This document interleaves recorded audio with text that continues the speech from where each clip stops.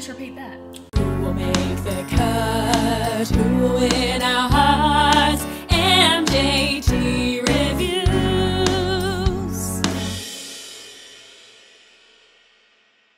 Hi everyone, Mitchell James calling and welcome to MJT Reviews. I'm here with my team and they're discussing the reviews for Slovenia. And I'm starting with Stuart Wilders from ESC Fan TV. Check out his YouTube video. I'm a guest panelist sometimes. It's a lot of fun, great people, great experts, and very entertaining. So we'll talk about Slovenia. Yeah, you're going to try and pronounce this one because I can't. Oh, I can't remember I just totally forgot. Zala Kralj. I don't know. Kralj. Zala, Kralj, and Gašper Šantl. Are they a couple? I think they are. Yeah. I think I saw them holding hands, I think, on one of the interviews. Zala, Kralj, and Gašper Šantl. I might just say Sebi. Might just be easier. Okay. I'm here with Stuart from ESC Fan TV. He's talking about Sebi from Slovenia. So what do you think? Actually, what's the significance of Gašper? Is he like a producer? Is it like Light Me Up all over again? He's a music producer, yeah. Okay, and she's a singer, yeah. So yeah, what do you think of this? And also, what do you think of it in the national selection as well? Well, they had two very different songs in their final two, their super final. There were many songs in Slovenia, and they picked two to go through to the super final. One of them was a song called Chaos, and that was the favourite to win. So it was a real shock when Slovenia chose Sebi, which means to yourself. It's a duet. It's a couple. It's very sort of mysterious. They've got great chemistry first and foremost. If you like the chill out vibe, if you like a kind of relaxed, beautiful sounding ballady type chill out type sound, this is a song for you. There's nothing like it at Eurovision. This will definitely stand out. It can either go one or two ways. It's a bit Marmite. You're either going to love it or you're going to hate it.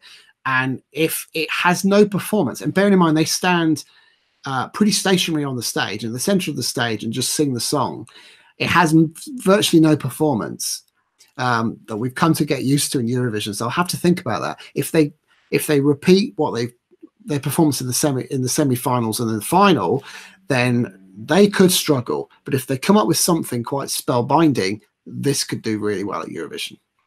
Do you think a chill out lounge song could ever take the trophy in the end?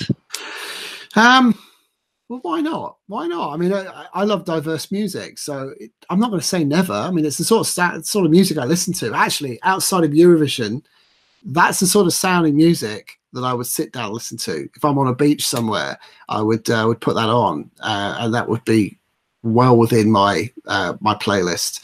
In Eurovision, it sounds a bit odd because I guess we get used to a certain style or a certain type of styles. This is very different for Eurovision. Hey, I'm down for it. Let's give it a try. See what happens to it.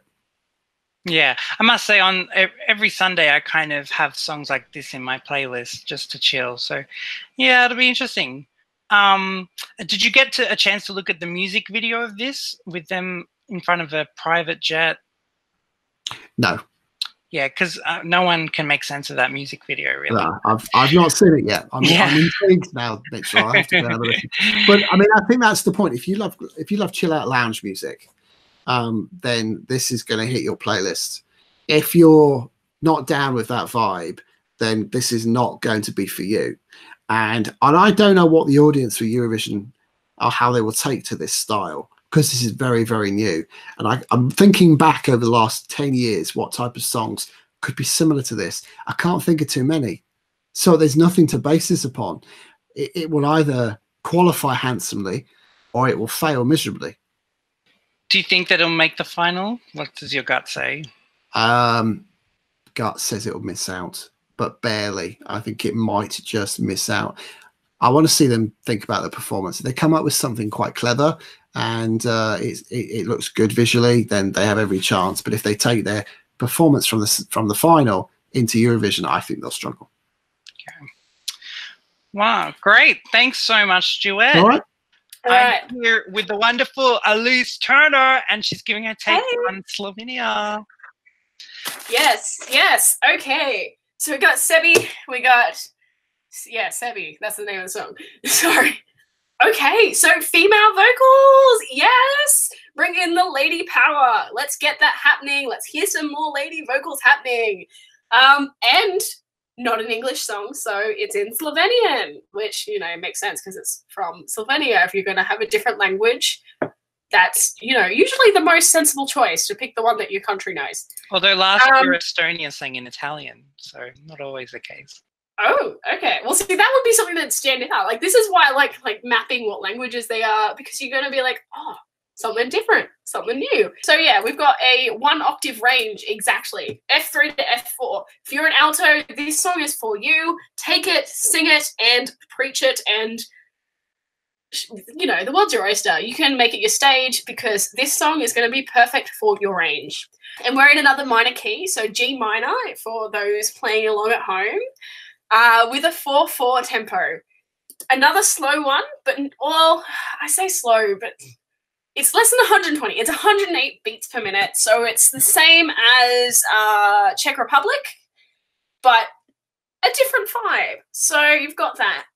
And by different vibe, let me say, I mean very different vibe, because we've only got 2 chords. We have chord 1 and chord, chord 7, chord 1 and 7. So that's 2 chords. You go in between. Did that blow your mind? Sorry? Did that blow your mind? 2 chords? Because before you were freaking out over Estonia. Oh, because they had 3 chords. Well, see, that's the thing. If you have less chords, you can either make it work in a really interesting way, or you can make it very simple. And these guys went for simple. And I hated it. I was not a fan. I'm listening to it. I'm like, all right, there's 1 chord, there's another chord, G minor to F. Yeah, okay, cool. Is it going to change? No, it's not going to change. We're playing the same 2 chords on repeat, guys, because that's all we want to do. It was like, at first it's fine, but you're like, okay, maybe the chorus is coming up. Maybe it'll change that. No. We're still on G minor to F, G minor to F, all throughout the song. So based on that, it makes sense that the instruments are our classic vocals and then synth keys and an electric drum kit. So you've got this really ethereal sort of vibe. It's building up and building and building, and that's about it. It's like a techno-y sort of trance sort of vibe. I think that's the best way I can describe it. But like, I think that's pretty boring. Honestly, it's the sort of music I'd probably listen to when I had like nothing better to do on a Friday night. So I'm chilling on the internet, hanging with my internet friends, and I'm having a few drinks, and it's just in the background. I'm not really paying attention to it. It's there. It's all right. But I wouldn't be listening to it unless I was doing something else, if that makes sense. I said I'd do it on a Sunday around midday or something. Yeah, it's not going anywhere, it feels like. It's just very repetitive. So that brings us to our structure. We have an intro. We have a long intro. This is the longest intro we've looked at so far. 8 bars of intro of 2 chords. 8 bars of 2 chords introduction. That's it. Just build up. Yep. G minor, F, build. What to verse 1 for 16 bars. Then we've got a chorus for 8, another verse for 16, a chorus for 8. We bring in a bridge, so that's another 16. Then we've got a double chorus at the end. So it's a really traditional structure, a very traditional song structure for a pop song.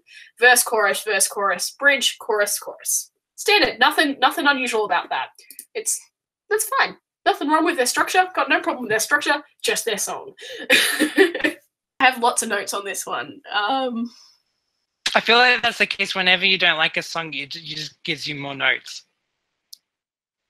Like, they're not good notes either. Like, let's see. It would be kind of cool if you're a little tipsy, because, you know, because you're buzzed at that point, and so you go like, oh, look, there's a chord. Look, there's another chord. And then you're like, cool, there's another chord. But you don't realize it's the same one because you're a little tipsy, right? Yeah, more about the 2 chords on repeat. Oh, the bass line. There was a bass line in the synth. That, that was slightly more interesting. It was not the 2 chords. It wasn't just doing those 2 bass notes. And so the bass line, I think, was the redeeming feature of that synth build, because it was just a little bit more interesting than the 2 chords. So, props to their bass line. Doesn't venture much further, though. That was my props. I kind of got a comparison of Lord's music sound. I don't know what you think of that comparison. I think, see, the only one that I'm thinking of right now is Royals. Is that an okay one to compare it to? Sure. I think what Lord does really well is she has this really stripped back vibe, yes, but she builds with like these harmonies, like these really sick harmonies. She's got these really cool rhythmic things going on with like clicks and claps and like voice, like tongue clicks or something like that. And then she uses that. So the reason why Lord's pulled back sort of song structure works so well is because it's layering all these really subtle differences in all the harmonies, all the like little clicks and the ticks and stuff, that it makes it sort of pop. Whereas this one's just layering the synth on. It's really pushing the synth. The vocals don't go too high. It doesn't go too low. Like, it's good to have it in a medium like octave range, but it doesn't go very far either. It's kind of cyclical or stagnant, and I don't know if that's what they're going for. Like, maybe it is, maybe it was not. Like, it was a very stay true to yourself sort of vibe, but it didn't sound like they were happy with the self that they were presenting either. I'm curious what you think of the music video. That confused me. I didn't get it. Why are they flying planes? Yeah. It's like, it's not clear. It doesn't go with their lyrics. Like, the lyrics were all about self-worth and what you value, how you value yourself, and accepting yourself and accepting others and staying true to that image. But there's all these planes in it. What I took from it was that they kind of show clips of kids playing with toy planes, and then it cuts to them in a private jet, like, look, I made it, or something. That's what I kind of took from it, but I'm not sure. I mean, maybe. I think it's a stretch, though. Yeah. Like, I get annoyed when there's no story, but I don't understand what this story is. Like, they're trying to give a story, but it's not clear what that is. And so, I don't know. I don't have a suggestion of what would be a better music video for this one, because I don't know that either. But the story isn't translating, and I don't know if it's the language barrier, because obviously we're in the Slovenian language with the song, or if it's a cultural barrier, because perhaps that's got some more significance in their culture, or if it's just a poorly written music video. Like, I can't tell. And what do you think of this? The act themselves is her as a singer, and then him as a producer, and they're actually boyfriend girlfriend in real life. Cool, good on them. Like, the music's not for me, but good on you guys for like working together and making that work for your dreams or your vibe. You clearly they have a specific style which they're aiming for, and they know how to nail it together. So good on them for being like a duo couple act. It leads me to my question. Do you think a song that's like a lot of people say song contest needs to have like a coronation kind of vibe. Do you think a song that isn't that kind of moment, do you think that could ever do well in Eurovision? As in, like, you mean a big vibe? Yeah, like this is this and Hungary kind of have chill vibes. Do you think a song like that could ever take out all the other countries and win in a song contest like this? That is a good question. See, I haven't been as avidly into Eurovision as you do, obviously. Like, it's hard to compete with your love, I'm not gonna lie. But my understanding of Eurovision was it's this really funky pop vibe. And those two countries were very much in contrast with what I knew about Eurovision coming into this. So yes and no. Yes, to the sense of you've got to sort of play to what the audience is expecting to an extent, or at least you've got to be willing to not win for a number of years until they get adjusted to this vibe that's slowly shifting. But also know in the sense of it's good to push the boundaries. If you have the exact same sound every year, people aren't going to keep watching. It's good to have that push for boundaries, but sometimes perhaps going the complete opposite, that's too much of a change all at once. Like, I do think that this song would work really well in like a jazz, well, not a jazz bar, but, you know, like a bar setting, or even at like a live gig, because you've got the audience that's interested in that style. It's a very do you think this could play at Blues Fest or something? Yeah, maybe. Like having a producer vocalist sort of duo is a more popular thing these days, and so there's totally a place for that sort of music. I just don't really see it in Eurovision, perhaps.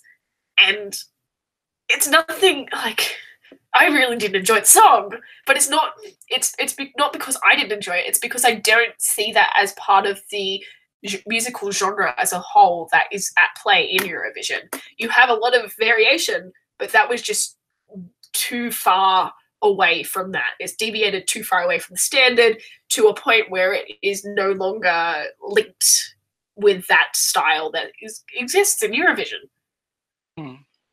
It's surprising. I'm surprised that it beat out 9 other songs in a national selection. So, man, I'd be interested to hear what the other songs sounded like. Yeah, it was my 8th favorite out of all of them. So there were 10, and it came 8 out of 10. It was my 8th favorite, but it for was you, yeah. But it came 1 out of 10 for the country. Maybe Slovenia just really likes that vibe. Maybe Slovenia is their country, and like, well, I mean, it is their country, but maybe it's their country for their music as well. And maybe the rest of the world's just not ready to hear it yet. Yeah. Wow. Well, that was a great analysis. Well, thank you so much, Elise Turner, for your great analysis. And be sure to subscribe, see more analysis like that. And yeah, boy. until next time, bonsoir Europe. Goodbye.